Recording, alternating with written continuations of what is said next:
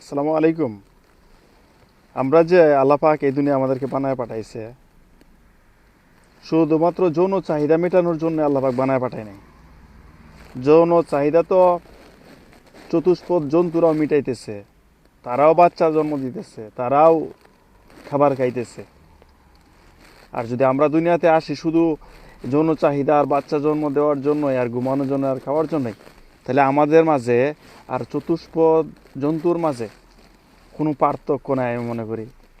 কারণ তারাও বাচ্চা জন্ম দিতেছে, তারাও আহার খাইতেছে, আল্লাহ পাক রিজিক দিতেছে, আমরাও খাবার খাইতেছি।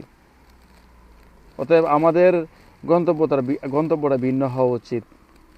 নামাজ কালাম, দুনিয়াবির মানুষের প্রতি, নিজের ফ্যামিলির প্রতি, সবার প্রতি সহানুভূতি, সহনশীলতা, সবার প্রতি খেয়াল রাখা। প্রথমত ইসলামের দিন মোতাবেক চলা।